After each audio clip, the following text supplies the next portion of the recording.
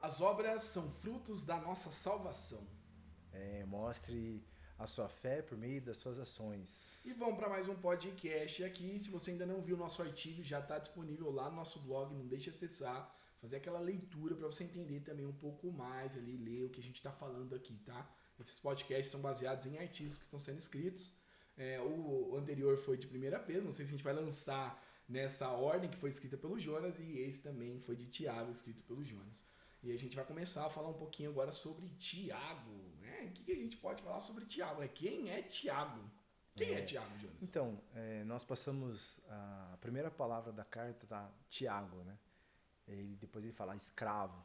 Mas a gente passa a batidão e Tiago, existem vários nomes de Tiago, né? Ou melhor, vários Tiagos relatados na Bíblia, e nós temos pelo menos 4, tá? Até 5, mas 4 é mais aceito. Então, um filho de Alfeu, o Tiago, filho de Zebedeu, e o Tiago, pai de Judas. Então existem esses três, e esses três são logo descartados, principalmente pelas suas mortes, então descritas ali antes da data de início da carta de Tiago.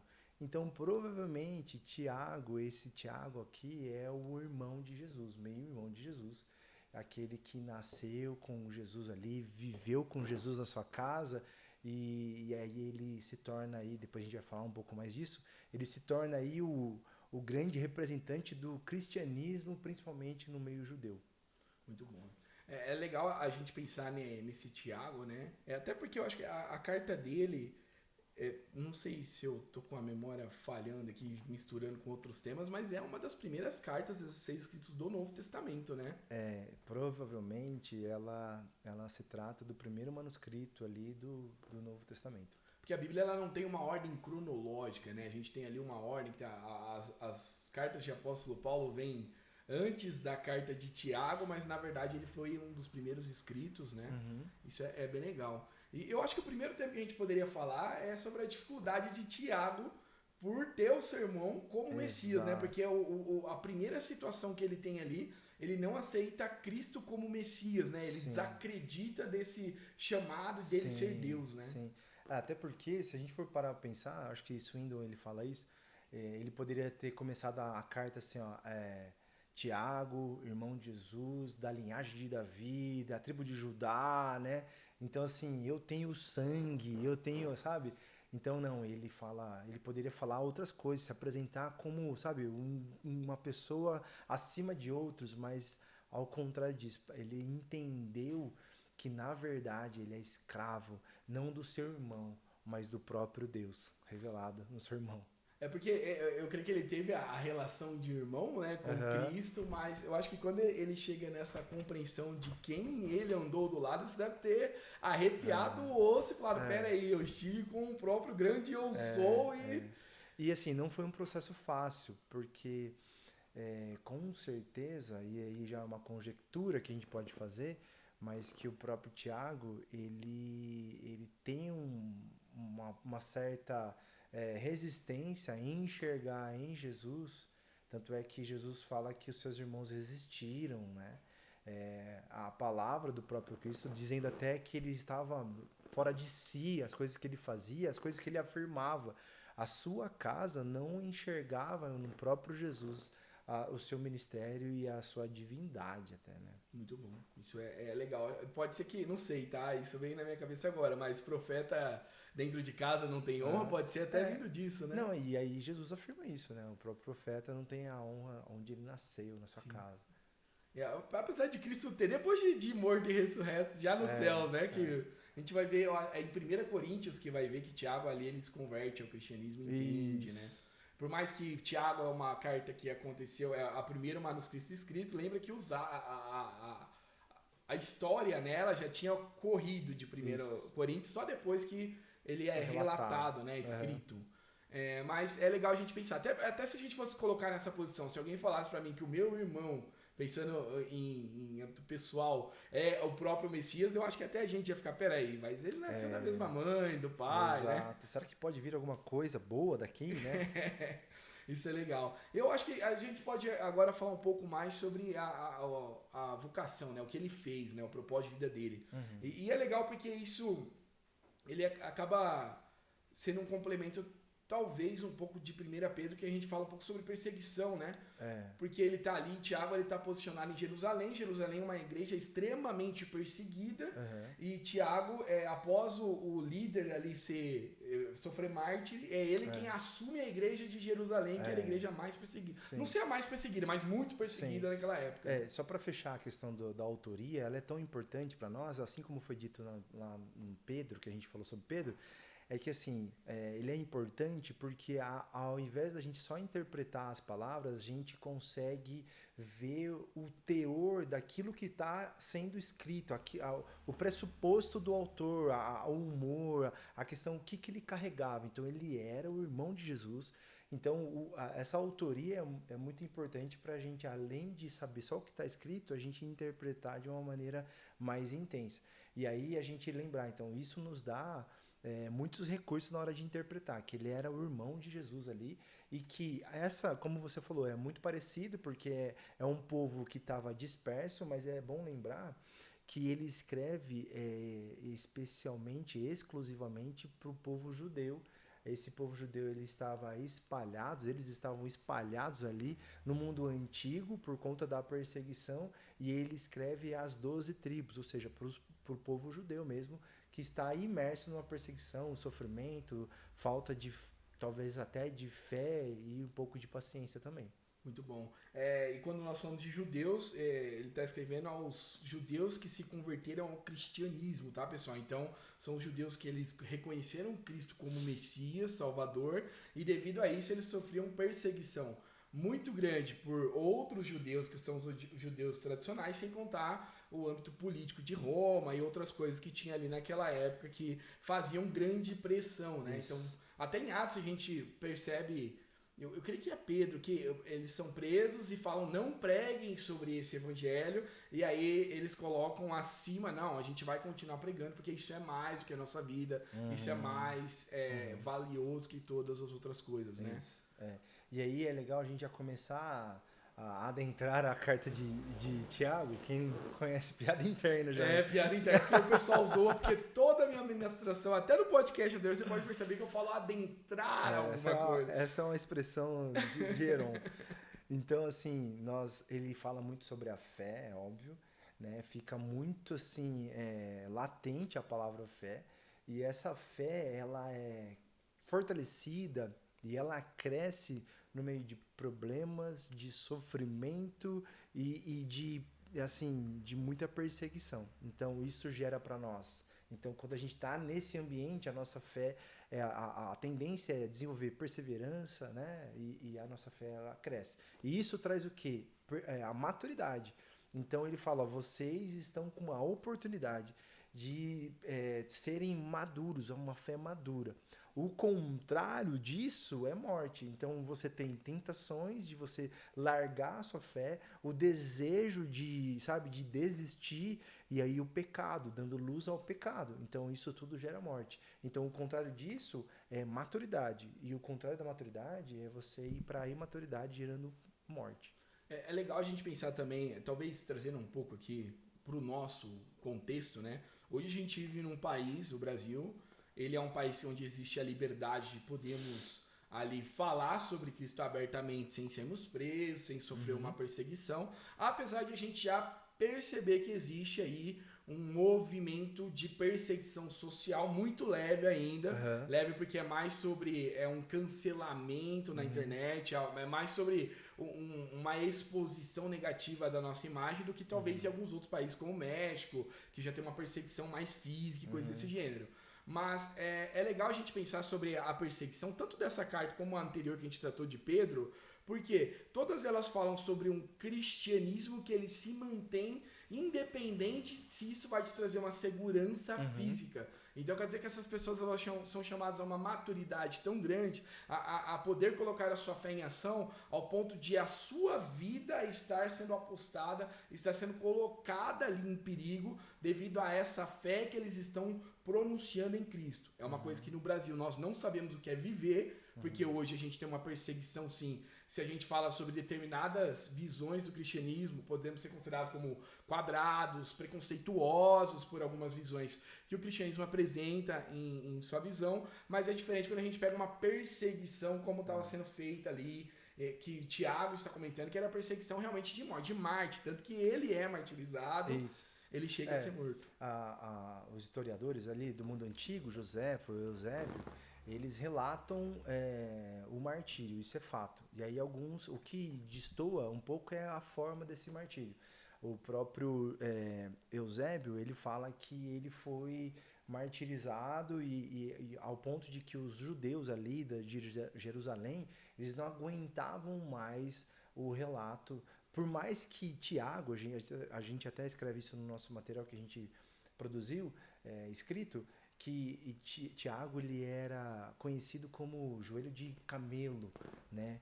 Porque ele tinha uma piedade, ele tinha uma vida piedosa de oração muito assim intensa. Ele era conhecido pela sua espiritualidade e muito honrado e respeitado por isso. Mas no entanto eles se juntam para matá-lo. Já Joséfo, ele fala que eles levaram Pedro no pináculo do templo e eles jogam o Tiago lá de cima, e quando ele cai, ainda eles pegam um bastão e começam a bater com ele, espancando ele, né, até a sua morte. Então, o evangelho, principalmente no mundo antigo e provavelmente perto da volta de Jesus, nós vamos viver intensas perseguições, e a Bíblia, essa é a garantia, que no mundo nós vamos ter aflições, mas tem de bom ânimo, né? Tem de bom ânimo, né? Eu estarei convosco, Emmanuel. Isso é muito bom. E aí vai uma reflexão para você. Será que seu cristianismo está feito, né, alicerçado nessa rocha que é Cristo? Será que se hoje você sofresse uma perseguição, que a sua vida, a vida da sua família, ela viesse a se tornar perigosa e poderia levar você a uma morte física, você ainda assim falaria: Cristo, eis-me aqui, eu te amo? Porque a gente tem um cristianismo aqui que até quem vive nos países perseguidos já ouviu um relato desse. Orem por nós que estamos sofrendo perseguição, mas não ore para que aqui se torne como o Brasil é. Porque o cristianismo que nós estamos vivendo é um cristianismo fraco. Por que um cristianismo fraco? Hoje, porque Deus não me deu uma porção de providência, de financeiro, eu já viro as costas. Ele não me traz uma cura, eu viro as costas. E lá nós estamos vivendo um cristianismo, tem pessoas que vivem esse cristianismo hoje. O mundo antigo viveu esse cristianismo, os apóstolos, todos eles assassinados com isso. Sobre um cristianismo que ele supera, ele mantém tudo. Por quê? Porque isso aqui é um fragmento do que nós ainda iremos viver. Um dia estaremos sentados em um banquete com Cristo, e esse tempo passado foi, porque ele voltou, ele julgou, e nós estamos vivendo ali o resto das nossas vidas. Então a gente já tem os céus abertos nesse momento, nós já podemos comer dessa glória, já podemos viver esse primeiro momento com Deus, já com os céus abertos, tendo uma comunicação direta com Cristo.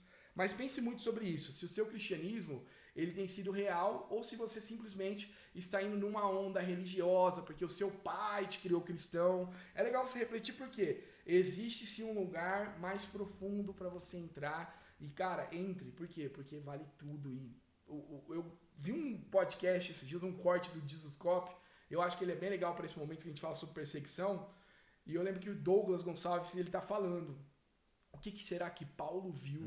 O que João viu para ter esse desejo de, cara, nada mais importa, tudo é esterco. Eu quero ver isso, e que a gente possa realmente nos colocarmos no lugar de ver essa presença de Deus. Então, e ali a gente vê Tiago nos seus ensinamentos, e a gente faz meio que natural, não sei se vocês já ouviram falar, mas assim, parece que Tiago, ele refuta o ensinamento de Paulo. Que Paulo, lá em Romanos, capítulo 3, ele fala assim: a salvação é por meio da fé, né? É pela graça, mas o meio pelo qual é a fé. Então, e aí Tiago fala de obras. Então, um não está refutando o outro. Na verdade, eu vi um autor falando que os dois ensinamentos são uma moeda com dois lados da moeda. Então, que a fé, a salvação por meio da fé, pela graça de Deus por meio da fé. Só que essa fé, essa salvação, ela é composta e evidenciada pelas obras. Então, nenhum está refutando o outro. Na verdade, é uma complementaridade, né?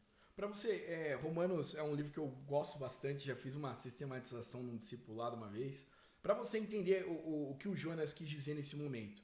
Não é a fé que nos salva. A nossa salvação, ela vem por meio da fé. Então, não é a obra, né? Não é a obra. Não é a obra e também não é a fé, porque a fé ela é o meio de que foi feito. O que nos salvou é o sacrifício de Cristo na cruz, que a gente chama de graça, e essa graça, ela é dada para nós por meio da fé. Então, porque nós acreditamos, é dado por Deus essa graça que nos retira desse lugar de pessoas condenadas pelo pecado. E aí, por sermos salvos, certo? Por meio da fé, em nossas vidas nasce frutos, e esses frutos são obra. Então significa que a ação de Cristo na cruz, e nós recebemos ela por fé, traz a reação de obras. Não tem como você ser uma pessoa que é salva e não ter obras. Mas, Heron, as obras me salvam? Não. Você não consegue se salvar. Porque isso foi dado mediante na cruz por Cristo, pelo seu sacrifício, e recebemos pela fé. Mas as obras são uma evidente, uma comprovação visual ali, porque é visível, né? De que Deus ali fez algo novo. Existe um novo ser habitando, e esse ser ele trabalha em obras. E quando nós falamos em obras, o que significa isso? Jonas, o que significa as obras que são dadas na Bíblia? Na verdade, é evidência do fruto da salvação. Que aí a gente vê igual o fruto do Espírito, né? Então, uma fé, uma salvação sem obras não significa nada. Ele fala, então essa salvação ela é totalmente morta. Tiago fala isso. E aí é legal, importante, Heron, a gente fazer uma diferenciação de alguns tipos de cartas que a gente está lendo. Então, por exemplo, quando você pega a carta aos Romanos, de Paulo, ela é robusta teologicamente, ele fundamenta a fé, ele fundamenta teologicamente a salvação, a graça, a justificação, a santificação. E aí tem um teor teológico muito grande. Então você pega Efésios, Romanos, é denso, né? Paulo ele faz um tratado teológico. Evangelho segundo Paulo, eles chamam, né? E aí você pega, por exemplo, Tiago, ele não tem essa mesma intenção. O que está ali sendo feito ou escrito várias exortações para o povo que está ali sofrendo, perseguido e até confuso na sua fé. Então ele dá várias exortações para que essa fé ela seja prática. Então ele parte do pressuposto que eles já têm a fundamentação teológica. Então ele vai ali, então vocês sabem sobre a fé, vocês sabem sobre a salvação. Então vocês devem viver convictos e produzem obras. Então chega de teorizar essa salvação, chega de interiorizar. Então Paulo ele tem a raiz da salvação, a questão como ela é feita, como ela é construída teologicamente, como a gente chega nessa conclusão. Só que daí Tiago ele fala assim, então vamos materializar essa salvação. Então, vocês devem viver segundo aquilo que vocês estão falando. Então, aquele jargão, né? As pessoas não ouvem o que você fala, as pessoas ouvem o que você está fazendo, as suas ações. Tiago, ele fala isso. Sem dúvida. Isso é legal porque as obras, esse comentário seu sobre colocar em prática, né? Um evangelho prático, não é um evangelho teórico, não é uma coisa que só estamos falando e não é nada vivenciado, não existe a prática, existe a teoria, não, ele existe a prática, e é legal quando a gente pensa em obras. Eu creio que é no capítulo 1, que daí Tiago ele vai falar sobre a viúva, ele vai falar sobre o órfão, então existe as obras ali dadas como sociais, o cuidado, a verdadeira religião, verdadeira religião, e é legal também pensar em obras. Não sei se eu vou cometer aqui uma gafe teológica, aí você me ajuda a sustentar isso, a mudar isso para um outro lado, mas as obras também para o lado espiritual, né? Então, tipo assim, como espirituais? Quando a gente ora para o enfermo, isso é uma obra aplicada, é uma coisa prática. Então, por conta de estarmos em um corpo chamado igreja, a gente já cuida do órfão, da viúva, que é um aspecto social ali que Estevão fazia em Atos. Só que quando também uma pessoa ela está enferma, quando existe uma necessidade, uma batalha espiritual em andamento, quando nós confessamos nossos pecados, isso também é feito, dito como obras. Por quê? Porque é uma forma que nós estamos vivendo em Cristo. Isso, perfeito. E muito legal essa parte aqui sobre as obras, né? Então quer dizer que, só para a gente fechar esse bloco, Lembre-se, se recebemos a salvação por meio da fé e devido à nossa salvação fazemos obras. Não é por fazermos obras que somos salvos, mas é por sermos salvos que fazemos obras. É uma evidência visível de Deus, é uma forma... É um DNA dado à igreja que ele vai viver. Então a gente aqui ora, nós somos aqueles que sofrem juntos, somos aqueles que se colocam junto em determinados lugares, em adentrarmos aí esse local de igreja mesmo. E vamos falar um pouco agora sobre o amor de Cristo, né? Porque eu lembro que uma das partes que você falou, acho que é a parte 2, a gente tem um comentário da diferença do amor dado pelo mundo e do amor dado por Cristo, né? E aí? A fé, ela produz o amor genuíno. Então, assim, o amor, segundo o que a gente até comentou sobre lá, Pedro, ele fala de um amor ágape, incondicional.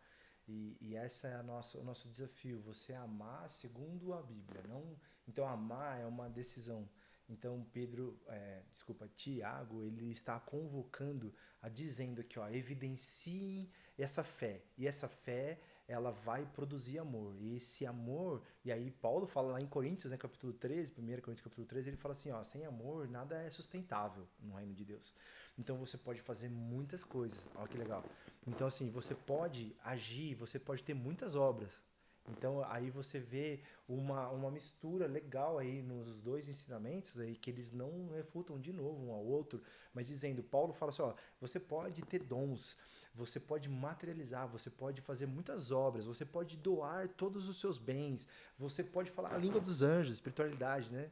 Então, você pode fazer tudo isso, mas se não tiver amor, isso é como um barulho, é um sino que toca. Então, Tiago, ele fala isso, uma fé genuína, ela produz um amor, e um amor que eu assumo a responsabilidade pelo outro.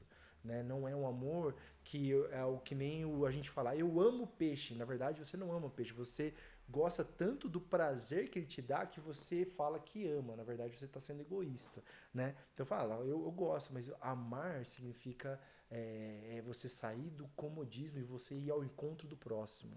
Legal. É legal porque a gente, talvez você que está ouvindo a gente, não é uma pessoa tão aplicada ainda ao estudo bíblico, ao conhecimento bíblico, até já mas ainda não teve essa percepção. Mas o amor que hoje é dado de forma cotidiana, que nós falamos, é mais parecido com paixão, porque vem de um... Porque a paixão é uma essência egoísta, é sobre o que eu sinto e sobre a minha necessidade. E na verdade não é isso, porque talvez você fale assim, mas Cristo não é amor, então ele não vai negar, ele não vai julgar ninguém. Cristo, Deus, ele não vai condenar ninguém. Por quê? Porque ele é amor, ele é bonitinho, porque é um Deus que pega todo mundo no colo. E na verdade o amor que nós temos aqui é o amor sobre compromisso, é um amor sobre aliança. Como assim uma aliança? Significa se colocar, mesmo que perdendo, mesmo que tendo ali algo que nos faça mal, não mal psicologicamente, mas talvez é o momento em que eu abro mão de uma parte financeira para mim ajudar o meu irmão que está passando uma necessidade para ter o básico, esse amor. É quando eu morro pelo meu irmão em pró dele, pelo que é real, pelo que é verdade. Isso é amor. Então é legal a gente contextualizar amor, por quê? Porque talvez na sua cosmovisão, o amor que você tem aplicado é aquele amor paixão, aquele amor que ele não é contextualizado sobre esse amor genuíno. Então Deus, ele é amor, ele é a essência do amor, só que e por ele nos amar, ele nos chama atenção, ele nos coloca no deserto para que nós possamos evoluir. Isso. Não é um amor colocado como, vamos dizer, frouxo. Como assim frouxo? Que aceita tudo. Isso não é amor. Não. Se você aceita todas as coisas, mesmo que faz mal para a pessoa que você está vivendo, isso não é amor. A figura mais básica para isso é o que o autor de Hebreus usa, que ele fala assim, ele corrige a quem ele ama. Então, o pai, ele corrige o seu filho com amor. Então, o fundamento da correção deve ser o amor. Então, o amor, ele está fundamentado, a relação entre Deus e o homem, ele está fundamentado no amor. Isso não tira a consequência da punição, da consequência dos erros. Então, o filho, ele é castigado, punido, corrigido, porque Deus o ama, e não o contrário. Né? Isso é muito legal da gente pensar para a gente ter essa compreensão do que é o amor genuíno. Quando nós falamos em amor na Bíblia, o que isto está aplicado. Até se você for parar para pensar, Cristo, por que Cristo vem morrer, né? Por que necessita ele morrer para que exista-se salvação? Porque Deus, ele é um Deus justo. Uhum. Então ele sacrifica seu filho. Mas por que ele sacrifica seu filho? Isso aqui é o ABC do cristianismo, pessoal. Porque houve-se um pecado, houve-se uma quebra de lei, houve-se uma punição, um erro foi cometido por nós lá no Jardim do Éden, onde Adão e Eva comeu aquela fruta, e devido a esse pecado foi necessário que ele viesse e morresse. Então ele mesmo coloca dele pagar o preço sobre o que ele definiu. Ele poderia muito bem mudar. Para quê? Para que não existisse dor. Mas não, ele é justo e ele é imutável. Isso é legal porque você percebe que Cristo vem e sofre 33 anos. Se a gente for pegar a carta de Hebreus também, ele traz que Cristo ele foi colocado abaixo dos anjos, porque ele se tornou um ser mortal, então teve que passar pela morte, então isso era uma humilhação. Ele foi colocado no madeiro, e isso novamente humilhação, porque quem é maldito é aquele que é colocado no madeiro. Então você percebe o quê? Que Cristo, por amar os seus filhos, ele se coloca nesse lugar. Então é um amor que ele paga o preço necessário para fazer isso. E a gente tem que pensar nisso. Porque a gente não está falando sobre um amor oportunista, um amor que eu me coloco, é sobre o que eu sinto. Não, o ego é quebrado quando a gente começa a viver nessa mesa e com essa dia de justificação, a santificação, e aí o amor genuíno ele nasce. Então já não importa mais o que eu penso, não importa mais o que eu sinto. É o quê? Só o que o meu irmão pensa? Não. Mas a gente pensa agora no povo, na igreja. O que é bom para a igreja? Ah, mas eu vou me matar pela igreja. O aspecto do cristianismo traz isso, porque quando eu falo igreja, eu não estou falando sobre a placa da igreja, eu não estou falando sobre o lugar geográfico, eu estou falando sobre um conjunto de pessoas que se reúnem a adorar e servir o mesmo Deus. É mesa. É isso. Não sei se tem algum comentário final. Cara, eu acho que de fato, Tiago ele desafia, exorta, não apenas os judeus daquela época, mas nos exorta hoje a gente avaliar a nós mesmos e ver o quanto nós estamos evoluindo, progredindo na nossa fé, a ponto de que essa fé seja manifesta, materializada, por meio não da nossa pregação, da nossa fala, mas por meio da nossa vida e das nossas ações. Então nós devemos nos valer de Tiago no ponto de vista da prática da fé. E aí não ao contrário, né? Senão a gente vai cair na religião, na religiosidade, não a religião, né?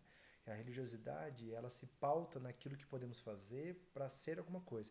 Mas é exatamente o contrário. Por sermos salvos, por sermos santificados, eleitos, justificados, então uma vez tudo isso feito de graça, é evidenciado por meio das obras.